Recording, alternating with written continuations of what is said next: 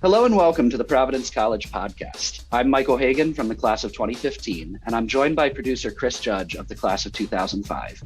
Today, we're excited to welcome Dr. Margaret Manchester, Associate Professor of History, and Dr. Stephanie Boeninger, Associate Professor of English, who are currently the faculty in residence in the inaugural year of Providence College's Civ in London Study Abroad program.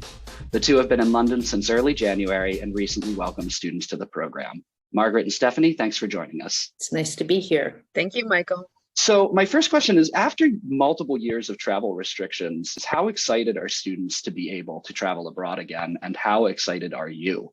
Margaret, you can start this one. I think it's indescribable.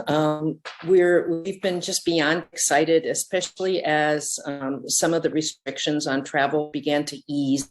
It was pretty complicated for Stephanie and I to get here because we had to do all of these pre-testings and post-testings, but things seem to be easing up, and finally it's wonderful to be able to be here. And I think with the pandemic still having pretty serious consequences on the continent, it's the kind of thing where it's going to really encourage our students to explore London fully and also to explore the UK more fully as well, rather than always jetting off to some exotic place.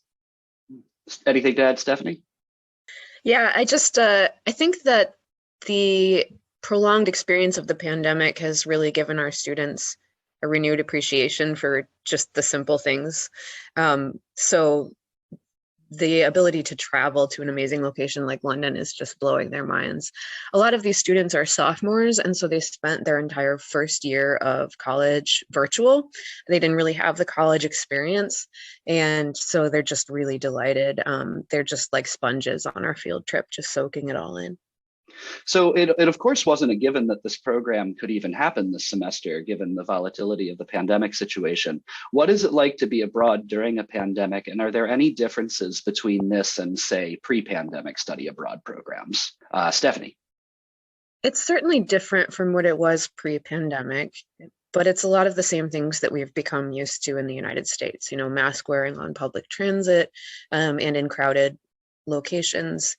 I'd say the UK is doing a nice job of making sure that everybody wears their masks in theaters and in public spaces. So now that we've all adjusted to that, it isn't really that much of a burden. It doesn't occur to me on a daily basis that we're living in the midst of a global pandemic. I mean, we still have at our facility here at IES, which is our organization that we're working with, we still have a mask mandate, for example, in the classroom building to keep everyone safe. And we're still getting alerts periodically about new cases of COVID amongst not just our students, but the other students that are participating in the IES program. So how would you describe London to someone who's never been, Margaret? Bustling and metropolitan and cosmopolitan and so international. You hear every language spoken. For example, I went to get my first haircut in London this week, and my colleague is from Poland, and she recommended her hairdresser who's from Greece, and I'm an American, so there were no English people in the salon while I was there. And that's really, really typical when you go into shops and different establishments. Stephanie, what about you? How would you describe London to someone who's never been? It's just so alive. One of the books that we're going to be reading while we're here is Mrs. Dalloway by Virginia Woolf. And basically that entire book is just people walking around London streets. And it's June, the month of June, when they're walking around. But just one of the characters thinks to herself, this is what she loved, London in June, walking on the streets, and just she hears all the sounds, and it sounds like singing because there's just so much going on and so much life. My kids have been really enjoying all of the different methods of public transportation. The other day, my youngest, my 5-year-old, said to me, "Mommy, I love the subway, and I love the overground train, and I love the double-decker bus, and I love like he just goes on listing all of the different ways to get around the city. So it's a wonderful experience for us and for our students. I'm glad that you mentioned June in London, because one of my fondest memories of my time abroad in the UK was it was the end of the academic year, when towards May and June, the days would just get so long because England is closer to the North Pole than we are. So it just, the days would just go on forever, it felt like, which was just the best because there was so much to do. So really appreciated that extra daylight. What experiences did you have of London before this program, Stephanie? So I think after this semester, this will make almost a full year of my life in London, all through study abroad opportunities. I studied abroad as a freshman in London, and that just really opened my mind to the world. I remember just the jaw-dropping surprise of being able to walk into a museum and see a Van Gogh, or just walk into a church and see Roman ruins. I went back. I loved it so much that I went back as a junior, as kind of a resident assistant for the same program. And then I went back for a semester in grad school as well. So I love London. It's, I think, my favorite city in the whole world. And I'm delighted to be here again. What about you, Margaret? What experiences have you had with London before? I've been here several times, but more in terms of, particularly from my first book, I was doing research. So I would come for short periods of time, a week, 10 days, to do work at the National Archives, which is in this really lovely section of London called Kew, not far from Kew Gardens. And so I've been back a few times for research and conference participation, but I've never lived here. So this is a new one for me as well. And why is London an ideal place for students to spend their fourth semester of Civ? Margaret? You know, it's unbelievable how, for example, yesterday we took our students on a guided tour of Westminster Abbey, and Westminster Abbey has either buried or commemorated important people from British history. And so many of them were topics or related to themes that we've studied with our students in Civ. Sir Isaac Newton, these literary figures, Henry James, Eliot, Thomas Hardy, Jane Austen, the Bronte sisters, important scientists. So for our bio majors, for example, there were commemorative plaques for Joseph Lister and other important scientists who have contributed to our understanding of the natural world. So it was just amazing. Musicians that we've studied and composers. So being just in that one place, in that one example, it related directly, not just to our colloquium, but to studies that I'm sure our students have had in the previous semesters of Civ as well. So that was really great. I remember when I was, I forget if it was at Westminster or at St. Paul's Cathedral, but I have a very distinct memory of walking around one of those spaces and looking down at my feet and realizing that I was standing on top of JMW Turner, which was just, I mean, it just, you know, I was just struck with awe in that moment to be right there. Yeah. I mean, we walked on Charles Darwin's grave. Yeah. So amazing. So Stephanie, how would you, or why would you describe London as an ideal place to study Civ? You know, from the moment I was hired at Providence College, I've said Civ needs to take place in London. I've been asking for this since day one. It just is the best place to study the history of Western civilization in all of its good, bad, and ugly forms. And that's one of the things we're trying to do, is to introduce not just, you know, the amazing sites of London and Westminster Abbey, but to also think about London as the heart of a global empire that did some pretty awful things. And we're going to be asking our students to think not just about what is remembered here, but what isn't remembered here and what isn't memorialized here. But it's just a wealth of opportunities, artistic, literary, historical. Yeah. So, what are some specific ways that, and you mentioned the great example of seeing the graves of these luminary figures from British history, but what are some other sort of tangible examples of how Civ lessons come to life in London? Stephanie? I'm teaching a contemporary drama class here, which is an amazing place to be doing that. You know, we're going to go see theater in the West End, which is the heart of the theatrical world.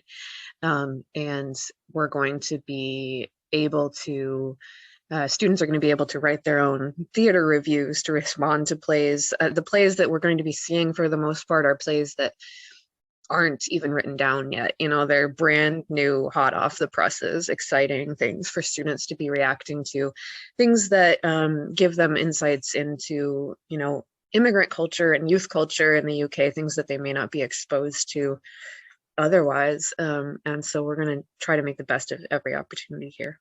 Margaret, what are some other ways that Civ comes to life in London? Well, for example, I'm teaching a class on World War II. And not only are we going to go to the Imperial War Museums that have these amazing exhibits on British participation in World War II and the Holocaust, but also we're going to go to Churchill's War Rooms. We're going to Bletchley, where the Enigma codes were broken. What was I going to say? We're going to see the Battle of the Blitz bunker. So there's all of these amazing sites that we're going to visit related to our class materials. And I think, you know, just that tangible presence there, students learn in a different way rather than just through seeing slides on a PowerPoint or reading about it. I think it really makes a difference when they're actually in these places that they're studying about. It's transformative, really. Just a note to add to that, when we were in Westminster Abbey yesterday, there was a hole all the way through the wall from shrapnel from the Blitz. And thankfully, Westminster Abbey wasn't terribly damaged during the Blitz.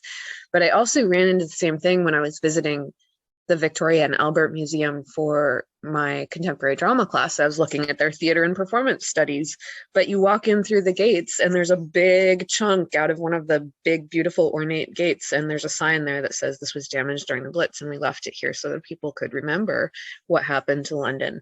And I think students will be running into those things all the time when they're just walking around London grocery shopping. You find these reminders of history that are surprising. We had them do a pre-assignment for our battlefields and home fronts class. And the assignment was for them to walk around London and find a war memorial. And it could be a memorial dedicated to any of the wars. It could be, you know, a general memorial, or it could be dedicated to a specific group. And they had to take some photos and do a posting. We also gave them some introductory reading materials that ask some important questions about who's remembered and how are they remembered and so on. And they did amazing work already in this first week. And such a diversity. They didn't all end up at the same memorial, but there was this wide diversity of places that they visited that they somehow connected to the readings and the course theme. So it was really a great beginning for our class. That's awesome that they spread out and saw different memorials, because I mean, London is just such an inexhaustible trove of that kind of history. It's really amazing. And I remember when I was studying in Oxford, but I spent a lot of time in London. But just, you know, on the topic of history being all around you, I mean, on my walk to the grocery store in Oxford, there was this really interesting looking old church. You know, you could tell it was particularly old, not just a couple hundred years old, but really, really old. But I didn't realize just how old until, you know, months into being there, I finally walked up and read the plaque. This church predated the Norman invasion. I mean, it's amazing what is there. Yeah. So that's really exciting to hear. So where in town is the program located, and what is the surrounding neighborhood like? Margaret? It's located in Bloomsbury, which is just this really beautiful part of London, minutes, just really 5-6 minutes stuff from the British Museum, really easily accessible from a variety, from the bus or from by the tube. And it's in this, what is it? The building dates to the early 19th century, maybe late 18th century. So it's this historic building in a historic neighborhood, in an area where many writers and artists lived or worked in the 19th century, people like Virginia Woolf and others. So it's got all of these connections. Yeah, it was the home of the Bloomsbury group. Virginia Woolf, her husband, Leonard Woolf, people like E.M. Forster were involved. John Maynard Keynes, I think, was part of that group. And so it just has this history of intellectuals and literary people being there for centuries that I think will be really meaningful to our students. I was just thinking about how when we teach Mrs. Dalloway, I kind of just want to stop in the middle of our 3-hour class and say, let's walk over and visit Virginia Woolf, because her statue is literally probably a 5 to 8 minute walk from our building. So we may just do that just to let the students stretch, and then we can walk back and return to our discussion. In all the buzz that I've heard about Civ in London, one of the terms that I've heard tossed around a lot is excursions. So tell me about these excursions. Where are y'all headed? You want to talk about Belfast, Seth? Yeah, so the one that I think most excited about, given my area of specialty, which is Irish drama, is we're going to take them to Belfast. We're going to be studying the Irish War for Independence and then the subsequent troubles that rocked Northern Ireland during the 60s, 70s, 80s, 90s. So we're going to take them on a tour of Belfast where they can witness the murals that have been painted all over Belfast by both sides. We're going to try to do a tour of the Loyalist area and a tour of the Republican areas of Belfast, so that they can get it from both sides and really see what a sectarian conflict looks like. We're also going to be doing some amazing sightseeing on the way. We're going to go to the Giant's Causeway in Northern Ireland, which is one of the most beautiful natural sights I've ever seen. Just these insane hexagonal rock formations that are natural but look entirely like somebody sculpted them and put them there. So, for our battlefields, one of the topics that we're considering is women in warfare, and the ways in which women contribute not just to combat, but also on the home front. And the play that we're reading is Aristophanes' Lysistrata, and we're going to Athens with our students. So that's another one of the big trips that we're going to do. And we've got some activities, guided walks, a visit to a theater, and some other things that correlate with our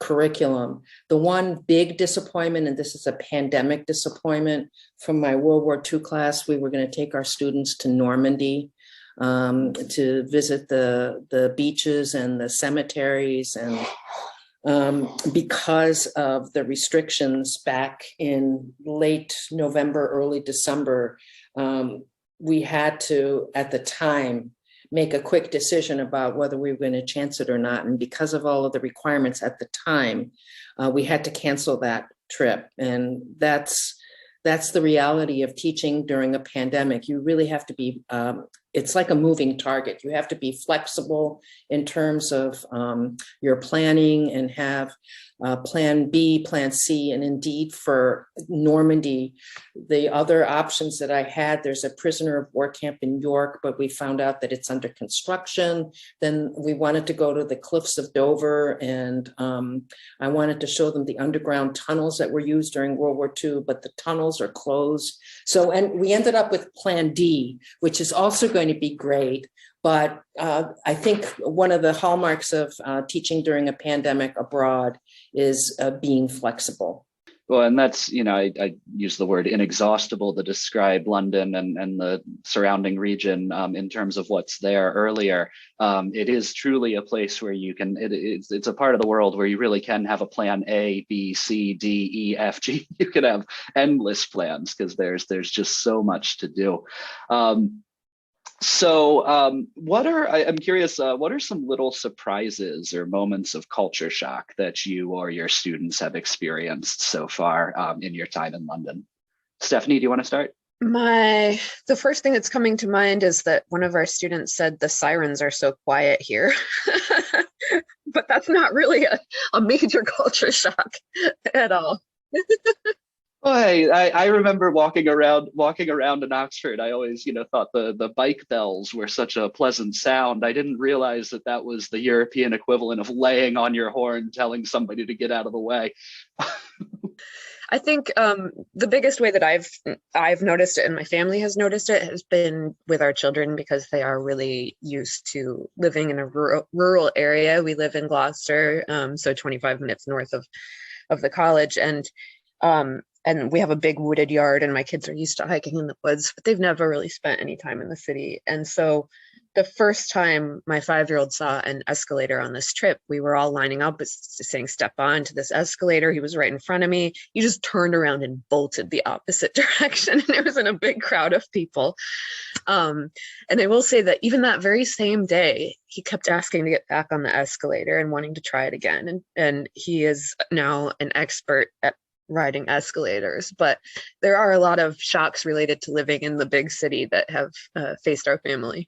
I think for the students, time management, because they're used to being on campus, and it's not uncommon sometimes to roll out of bed and bolt across campus in 5 minutes and make it to class, maybe with your pajama pants on. I know that I've seen that happen once or twice, but here they really have to plan ahead, because they need to get to use public transportation to get to our campus. When we met them at the Westminster Abbey, a couple of students had gotten on the tube going in the wrong direction and had to get off and then find their way back. Another student got turned around and was running late. So, navigating public transportation and managing their time so that they get to places on time has been a challenge for some of them. Either they arrive too early or too late so far. So I have a little game I want to play with the two of you. It's a lightning round game of this or that, UK versus US edition. So I'm going to give you two things, one from either side of the ocean, and I would like you to choose this or that. You can answer at the same time. The first one is easy, so this one should be a no-brainer. It's 3 o'clock in the afternoon. You're ready for your afternoon pick-me-up. Are you steeping yourself a nice cup of PG Tips black tea or Lipton? PG Tips. PG Tips. Hands down. All right. Yes. Easy answer. Yes. I sometimes order boxes of PG Tips from overseas to bring over here. I have Yorkshire tea here, which is really good. Another good choice, yes. So next question, tomato baked beans with breakfast or barbecue baked beans with dinner? Neither. Maybe barbecue baked beans for dinner, I would think. Okay, so not fans of the breakfast beans. No. Okay. All right. Next question. Would you? It's the end of the school day. You're ready to relax a bit. You're headed to the pub. Are you having a cellar temperature British ale or an ice cold American lager? Stephanie's going for the cider. That's right. Okay. I drink the ciders here. Another good option. None of the above. Yep. I still. All right, but Margaret, you like yours cold. I do cold. like my beer cold. Yes. So. Okay. Yeah, and most of it is. I have to say, I was skeptical about cellar temperature when I went over there, but it's funny. I was at a place that was serving British ales over here, and they served it ice cold, and I was like, there's something just a little off about this. But next question, you're going to a cafe in the morning. Are you going to have a European style espresso drink or an American, as they call it, filter coffee? I'm definitely for the European. I'm choosing the European too. Although I think you still have a difficult time finding filter coffee here. You can get an Americano, which is, espresso watered down to make it taste like filter coffee. Yeah. Yeah, in my memory, I generally preferred the espresso, but occasionally I would feel nostalgic for a watered down cup of filter coffee. I spent a year in Italy, and I became completely addicted to Italian coffee while I was there. I was directing the PC Rome program. So when we came back to the States, I could not, American coffee just didn't cut it for me. And so I've been a European coffee person ever since. Are either of you vegetarians? No. Okay, because the next question concerns breakfast meat. Are you having a rasher of British bacon or crispy American bacon? I'll take either. Bacon in any form is good. I'll go with pancetta. All right. Okay. It's you're going to the big game. Is it a international football game or an American football game? International football, 100%. All right. And my final question is: you're taking transit. Would you prefer to take the London Underground or the Boston T? The London Underground. There's no that's a comparison. no-brainer as well. Yeah. Yeah. The transit systems here are amazing. Yeah. But the other good thing too is just walking. In the States, you get in a car to go grocery shopping, you get in a car to do all your errands. And here we walk everywhere or we use public transportation. And I just love the fact that we're walking everywhere. And we're discovering some of the little shopkeepers and grocers and butchers and bakers in our neighborhood, and they're starting to recognize us, and it's just a great feeling. So I much prefer that to driving everywhere. I've walked 11 and a half miles already today. That's amazing. Yeah, I remember when I would go to London and when I would bring friends visiting who were studying in other countries who were in London for just a weekend, it was always, I made it a point to take them out on foot. I mean, as cool as transit was, there's something about, I would always do like a triangle from Westminster Bridge up to around like the Millennium Bridge and St. Paul's Cathedral, and then over to like Buckingham Palace, Hyde Park. I mean, we'd walk miles and miles and miles, but it was the best way to see the city. You got to see the National Gallery, Trafalgar Square, Buckingham Palace, Westminster Abbey, and the Palace of Westminster. There's no better way to do London than on foot, I feel like. On a Sunday afternoon, if the sun is shining, you should see the people just strolling, families, couples, single people, strolling along the Thames. It's really great. Or in the park, St. James Park or Regent's Park. I haven't been to Hampstead Heath yet, but that's on my list. So for you both personally, what is your number one absolute can't miss London destination? Yeah, for me, it's the National Gallery. It's my happy place. I think in another life, I was an art history major. And I love just the fact that all the museums are free and that you can literally just walk off the tube, decide to go see, an amazing like medieval era painting or something at the Tate Modern that's like brand new and exciting. I adore the art museums here, and I intend to spend every spare minute there. Yeah. The museums. I second Excellent. Stephanie on the museums, but I have a particular fondness for the Tower Bridge.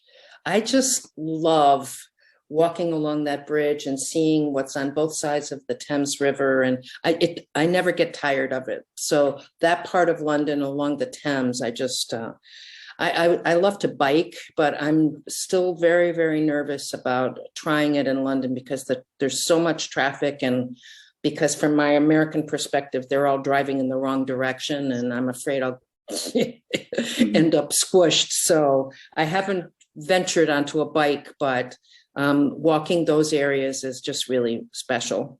And what are students saying that they're most looking forward to this semester in terms of sites and experiences? We asked our students when we had our orientation with them, what's one goal that you have? And so, for example, one student, Emily, said she wanted to just visit every museum possible. Another student wanted to learn to manage his time, and several of them, because there's no food program with for the students. So several of them mentioned the challenge of learning to cook for themselves. But I think they want to take advantage of all of the opportunities, cultural, artistic, literary, whatever, historic. Whether it's drinking coffee or grabbing a beer at a pub, they want to experience it all. So I think this program is really geared to allow them to do that kind of discovery on their own. I know I talked to some students who were really eager to get on the London Eye, that giant, Ferris wheel that's along the Thames. And unfortunately, it's closed for about 2 or 3 weeks in January. It's the only time of the year that it's closed. So they had all gone down there excited to get on the London Eye and discovered that it was the one time of the year that it was shut. But they'll get on the London Eye, I'm sure. That's exciting. It is. It's an amazing view. It took me, being the broke college junior I was at the time, I resisted it for a while, but eventually went up, and it was totally worth it. So what advice are you giving your students to help them make the most of their time in London? Stephanie? I'm really trying to push them to go into the museums. And if that takes mentioning that the museum has an amazing bar with a great view of the Thames, I'll do it, because they're going to walk by some art when they go up to that bar. But yeah, I really want them to go to the museums. I really want them to get out and about every single day and take advantage.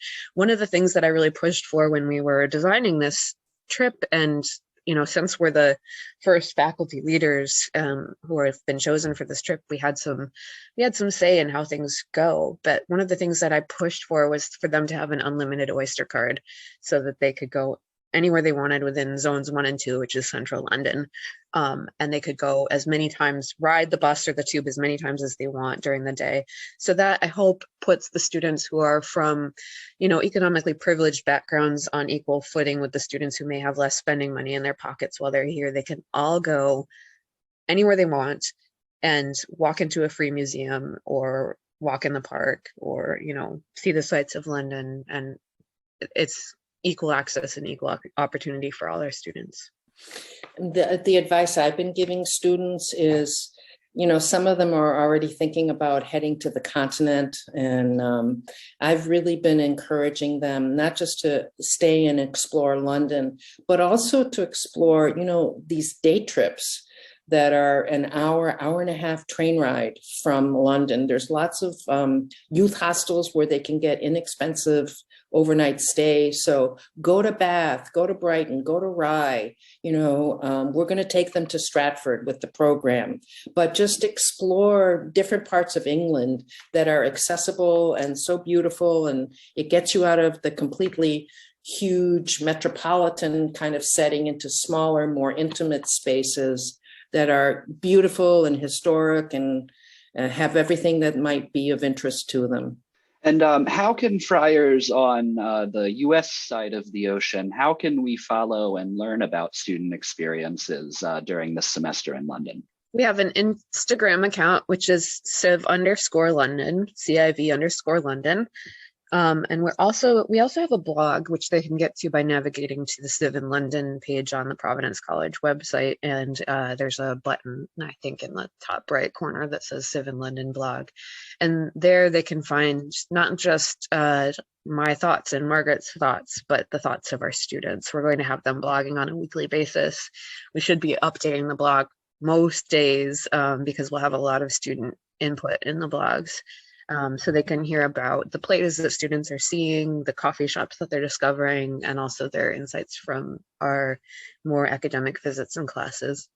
Excellent. And we'll be sure to put those links both to the Instagram account, the program page, and the blog in the show notes, so listeners can find them there. Thank you.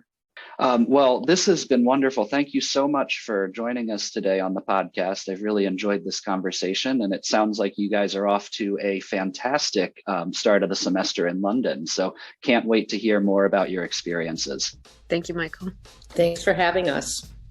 Subscribe to the Providence College podcast in all the usual places, including iTunes, SoundCloud, Stitcher, Google Play, and Spotify, as well as your smart speaker. If you like what you hear, please review and share with others. Thanks for listening, and go Friars.